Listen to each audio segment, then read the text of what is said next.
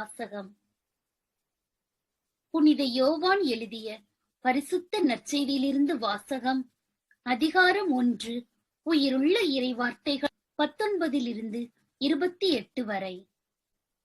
எருசலேமில் உள்ள யூதர்கள் குருக்களையும் லேவியர்களையும் யோவானிடம் அனுப்பி, நீர் யார் என்று கேட்டபோது அவர், நான் மெசியா அல்ல என்று அறிவித்தார். இதை அவர் வெளிப்படையாக கூறி மறுக்காமல் ஒப்புக்கொண்டார்.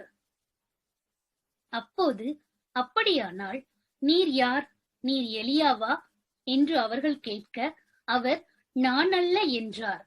நீர்தாம் வரவேண்டிய இறைவாக்கினரா என்று கேட்டபோதும் அவர், இல்லை என்று மறுமொழி கூறினார். அவர்கள் அவரிடம், நீர் யார், எங்களை அனுப்பியவர்களிடம் நாங்கள் மறுமொழி சொல்லியாக வேண்டும். எனவே உம்மை பற்றி என்ன சொல்கிறீர் என்று கேட்டார்கள். அதற்கு அவர், ஆண்டவருக்காக வழியை செம்மையாக்குங்கள் என பாலை நிலத்தில் குரல் ஒன்று கேட்கிறது என்று இறைவாக்கினர் எசையா உரைத்தது என்னை பற்றியே என்றார். பரிசேயரால் அனுப்பப்பட்ட அவர்கள் அவரிடம், நீர் மெசியாவோ எலியாவோ வரவேண்டிய இறைவாக்கினரே அல்லவென்றால் ஏன் திருமுழுக்கு கொடுக்கிறீர் என்று கேட்டார்கள். யோவான் அவர்களிடம், நான் தண்ணீரால் திருமுழுக்கு கொடுக்கிறேன். நீங்கள் அறியாத ஒருவர் உங்களிடையே நிற்கிறார்.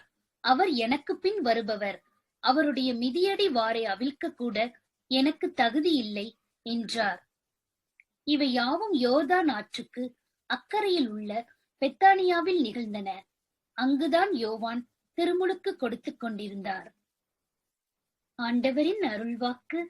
இறைவா, உமக்கு நன்றி.